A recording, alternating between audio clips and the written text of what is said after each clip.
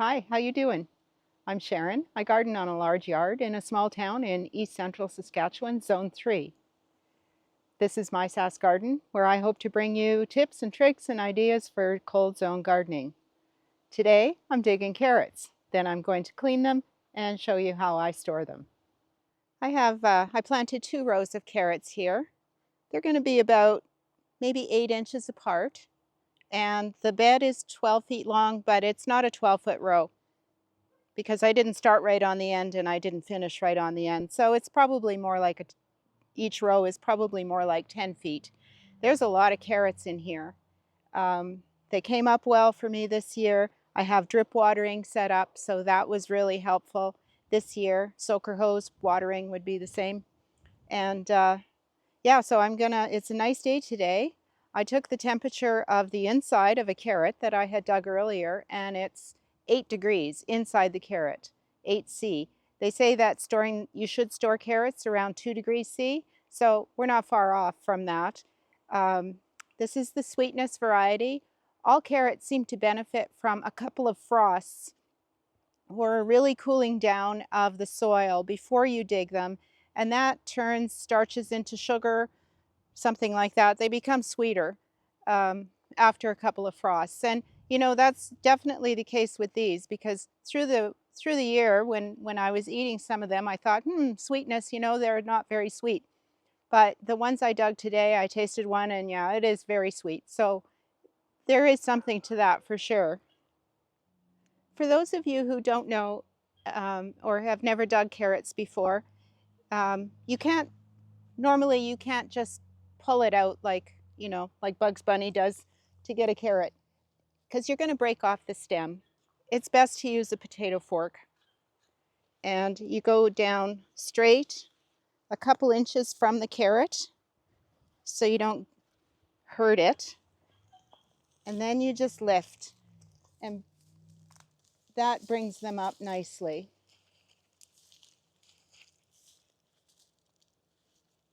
If you feel resistance, chances are that's going to break. So you just put that fork in quite straight so you don't hurt anything. Go down the depth of the fork,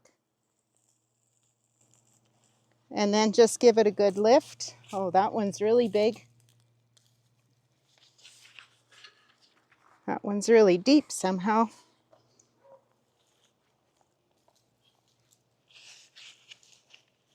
And then they come out easy, unbroken, just like that. Then of course you can choose which ones to keep. You can keep these little guys. They'd be lovely, I think, probably in a little stir fry, but I'm not going to keep them because I'm going to have a lot of carrots here. So these are going to go on the compost pile.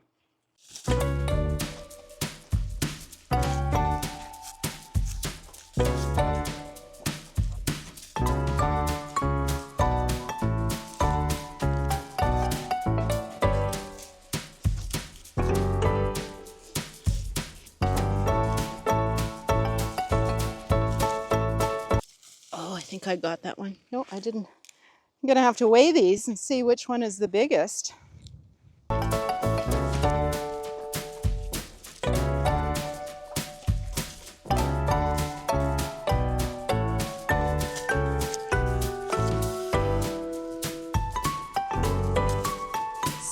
So that was about 20 foot row of carrots, 2 10-foot rows. I'm pretty happy with it. When I seed the carrots, I mix the seed with sand, and then I broadcast it in about a 2-inch 2-inch swath down the row, so the carrots can be growing like this next to each other as well as in front and behind, and not just one behind the other. When I plant them, I scatter that seed. I just barely cover, and then I put pieces of wood over top. I use cedar planks that are not very wide and not very deep, and I just cover them. After I water, I cover them with cedar planks, and they take about a week to germinate. Before I bring them in, I'm going to go through them all And I'm going to nip off the greens. The greens will go in the compost. When I get them in the house, I will actually trim that part off with a knife as well. I didn't last year. I left it, you know, like that, or perhaps I twisted it off. And that's where, through the winter in storage, that's where the rot started, or the well, yeah, the rot, you know, that green part started to rot. So this year I'm going to cut off just underneath that. I'm going to trim that off as well as trim this, and get them ready for storage. But we'll do that inside. For now, I'm going to go through these, pick out the small ones and the weirdly shaped ones, which will be difficult to clean, and then I'll get them inside. They come up, the soil is not wet, so I like it when they come up nice and dry. There's not much to wash. You actually don't want to scrub them or bruise the skin at all, because that can be an area where that can invite disease, and so these will be easy to do.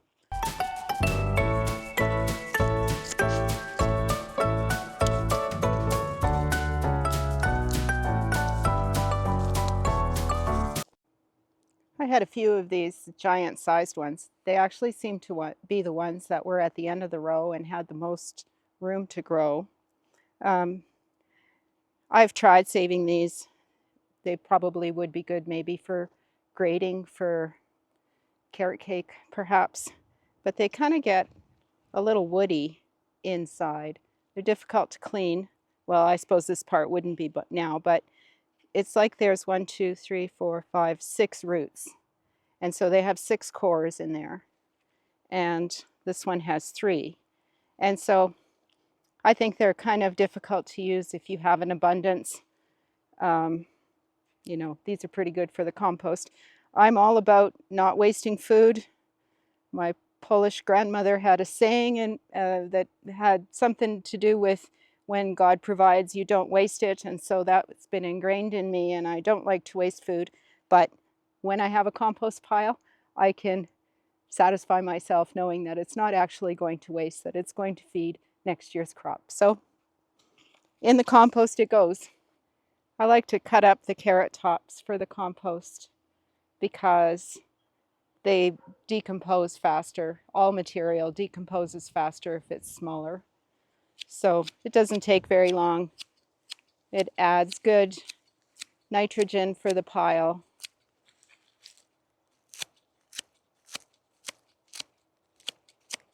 And they cut up pretty quick.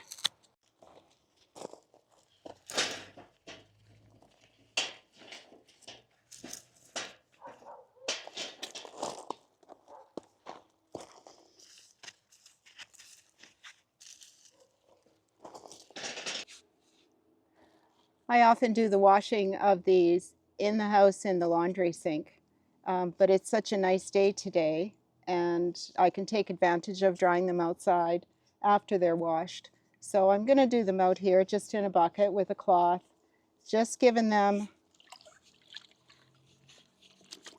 a nice wash. They don't have to be perfectly clean because you're going to peel them anyway, by getting off most of the dirt. And then I'm just going to lay them on there so that they can dry. I've also read many times about people who put the whole load in their washing machine and wash them on a gentle cycle, either front load or top load. I don't think it matters. I've read both. And so that's an option for you as well. Another option is to not wash them at all. Some people believe that the dirt that's on there helps them to stay crisp and store longer. So that's an option. If you have a cold room, you can take these and store them in buckets of sand in your cold room, or in peat moss, I've also read. I've not tried that. My mom did try the sand option because she had a cold room, and that did work for her. She was happy with that. I don't have a cold room. I'm going to be storing them in the fridge, in the spare fridge in the basement, and so I'm going to be utilizing the crispers as well as the Tupperware Fridge Smarts for keeping them. So I'm just going to get these washed up now. Another nice thing about going through the carrots individually is you get to see the ones that have been damaged. So I obviously got these with the fork because they were so deep. And so I'm just putting them, this one is kind of all bruised on the side there or scraped on the side there, and this one is just too darn big. Plus it's got a split in it right there. So I think these will become carrot cake fairly soon. I'm just going to put them to the side to use first. So I mentioned earlier that last year when I left some of the green tips, they started to go kind of rotten at the end. This is how I like them to end up at the end, with no green, and there's kind of just a little bit of a hole there, I guess, where the green came off, but it hasn't damaged any of the flesh around. And so there's two ways to get that done. If you, after you twist off or cut off, if you have a little bit of a stump like that, those will just break off fairly easily, and that's pretty good. I don't think those will sprout now. But then there's something like this that I'm going to just trim off, but I'm not going to trim around here. I'm just going to trim that part off. It exposes a bit of the core, but somehow I think that'll be all right. I will keep watch of them on them throughout the winter anyway. When the carrots go into storage in containers or in plastic bags or in grocery bags or whatever you choose to use, they're going to sweat some, and they're going to, that water will accumulate at the bottom of the container. And so one way to get around that to some degree is to layer with paper towel as you put them in. These are the Fridge Smarts and Tupperware Fridge Smarts, and I find you still need to use the paper towel. They still don't let off quite enough of the moisture, even if you have that little tab all the way open. So these are my smallest ones, and they are the ones that I'm going to use first.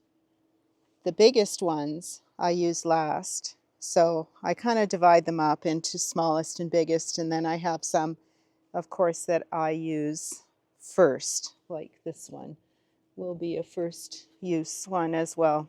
I think I might have to use grocery bags.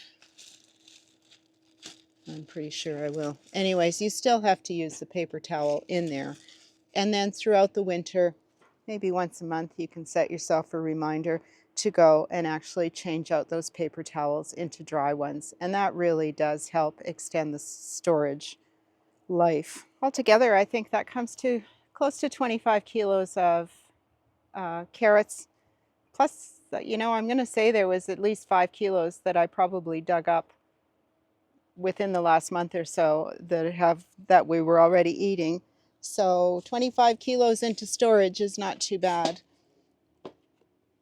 I put paper towel on top as well. There's another layer in between and then right at the bottom. So we do that before we seal everything up. And even in the bags,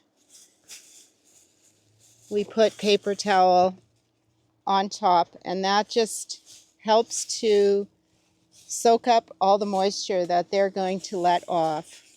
These bags, 2 of them, the biggest carrots, will go into the crispers, and the rest I'm just gonna stuff them into that fridge somehow.